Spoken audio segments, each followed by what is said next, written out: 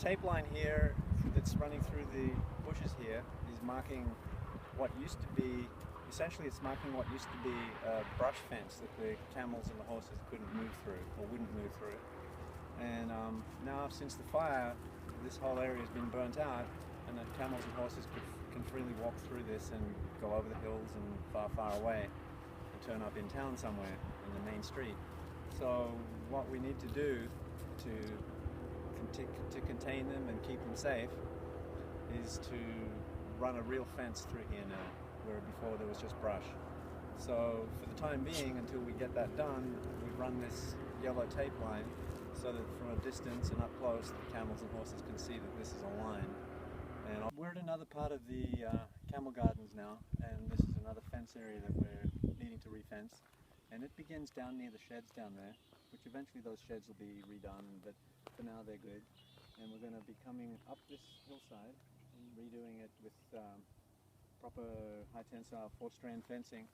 And it's going to go up to the top here to pretty much where the transition is between the brown earth and the burnt earth.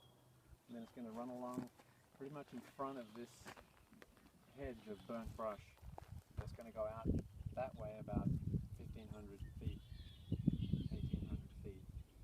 Okay, so what we're looking at here is the line where the fencing will be. You can kind of follow the line in the dirt as it runs along the burnt out shrub, kind of all the way down to a distant shrubbery there. It'll kind of turn around in the corner of the property and seal that in. All of this used to be pretty dense shrubbery, and you can see it's fairly burned out at this point, clear.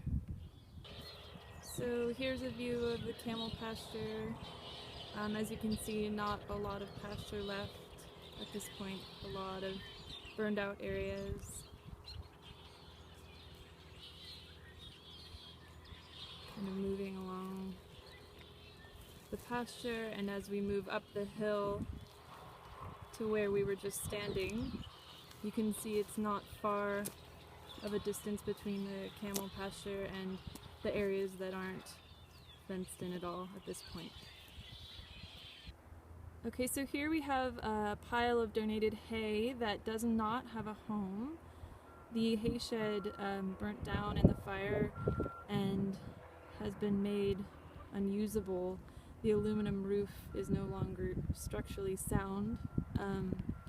As you can see, there's kind of areas of burned out floor, and you can see the roof with the buckling from the fire as well.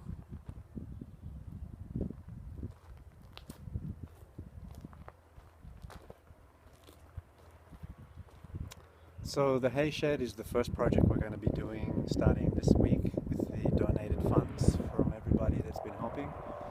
And it's really great to get those funds so quickly so we can get going on this and get it all wrapped up before rains come and so forth.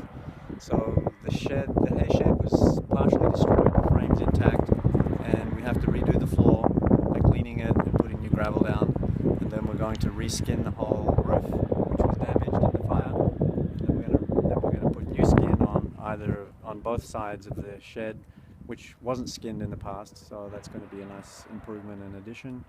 And then the hay will be able to be brought inside and undercover, and we'll be able to start receiving more shipments of hay and have good storage for the hay, and that'll be great.